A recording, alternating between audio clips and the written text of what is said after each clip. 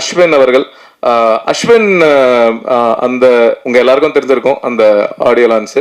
அந்த ஆடியோ லான்ஸ்ல அவரை திட்டின பல பேர்ல நானும் ஒருத்தன். அவரை கண்டபடி திட்டிருக்கேன், எப்படி இப்படி பேசலாம் அப்படிலாம் பயங்கரமாலாம் திட்டிருக்கேன்.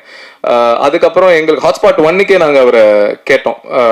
அப்போ சில விஷயங்கள்லாம் ஓகே, அது ஆக்சுவலி அந்த ஆடியோ லான்ஸ்க்கு முன்னாடி இப்போ கேட்டோம். அதுக்கப்புறம் தான் அது பண்ண முடியாமல் போயிடுச்சு. அதுக்கப்புறம் அதுக்கப்புறம் தான் அந்த ஆடியோ லான்ச் நடந்தது. அதுக்கப்புறம் தான் திட்டி அந்த ஜோன்ல இருந்தோம். அதுக்கப்புறம் 1.5 வருஷம் கிட்ட ஆயிடுச்சு. அப்புறம் இந்த கதை வேற ஒரு கதை பண்ணும்போது சரி இந்த கதைக்கு அஸ்வினை கேட்கலாமா அப்படின்ற மாதிரி இருந்தது. ஆனா நம்ம இவ்வளவு திட்டி இருக்கோமே அவரை எப்படி கேட்கறது, கேட்கலாமா வேணாமா அப்படின்ற தாட்லாம் எங்களுக்குள்ளேயே இருந்தது. சரி பரவாயில்ல, 1.5 வருஷம் ஆயிடுச்சு, 2 வருஷம் ஆயிடுச்சு, பீப்புள் எவால்வ். எல்லாருமே அது தெரியாம ஒரு ஃப்ளோல ஒரு எந்தோசியாசம்ல நானே நிறைய சம்மந்தமே இல்லாமலாம் பேசியிருக்கேன். ஸோ எல்லாருமே பீப்புள் சேஞ்ச்ல.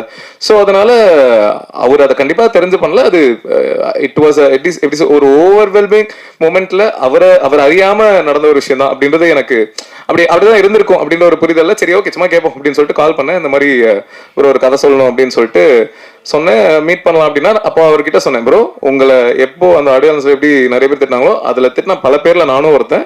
எனக்கும் உங்க மேல பயங்கர கோவம் இருந்தது. நானும் உங்களை கண்டபடி திட்டிலாம் இருக்கேன். இதை நான் உங்ககிட்ட இப்பயே சொல்லிடுறேன். ஏன்னா அதுக்கப்புறம் யாராவது உங்ககிட்ட வந்து இதை சொல்லி அப்படின்னு இருக்கக்கூடாதுன்றதுனால அப்பவே நான் ஃபுல்லா கிளியரா சொல்லிட்டு, ஆனா இப்போ நீங்க அதை புரிஞ்சிருப்பீங்கன்னு நினைக்கிறேன் அப்படின்னு சொல்லி தான் மீட் பண்ணும்போது அதை சொன்னேன்.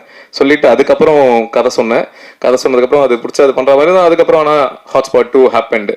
ஸோ அஸ்வின் அதான் ஏற்கனவே சொல்லிட்டாங்க, நான் காலைல 5:30 மணிக்கு வந்தார்ல, அதுதான் அவர் வந்து உச்சக்கட்ட சின்சியரு, பயங்கர பங்க்சுவல்.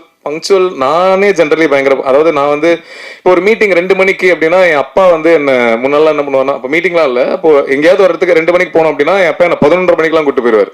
அப்பா என்னப்பா அப்படின்னா, இல்லடா சீக்கிரம் போயிடுறது எப்பயும் நல்லது, ஏன்னா நீ 2 மணிக்கு போகணும் அப்படின்றத கால்குலேட் பண்ணிட்டு போகும்போது டிராஃபிக்ல லேட் ஆயிட்டு அப்படின்னா உனக்கு பயங்கர டென்ஷன் ஆயிரும், அதனால எப்பயுமே சீக்கிரம் போறது நல்லது அப்படின்னு. நான் 2 மணினா இப்போ 1 மணிக்கு அந்த மாதிரி போயிடுற ஒரு ஆள். எனக்கு எக்ஸாக்ட்லா நான் எப்படி இருப்பேனோ அதே மாதிரி ஒரு மீட்டர் தான் பங்க்சுவாலிட்டி ஃபாலோ பண்றதுல. இதுல